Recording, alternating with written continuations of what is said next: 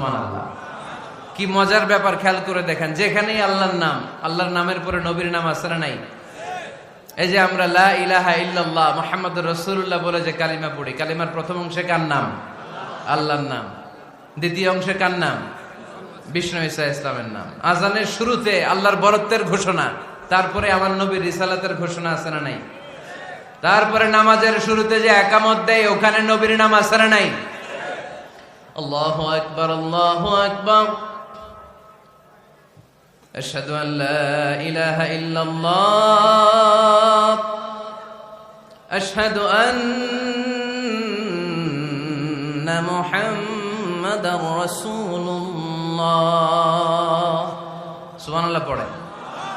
শুরুতে আল্লাহর বড়ত্ব, আল্লাহ যে এক অদ্বিতীয়, তিনি ছাড়া ইলাহা নাই, এটার ঘোষণা। এরপরে আমার নবীর ঘোষণা আছে না নাই?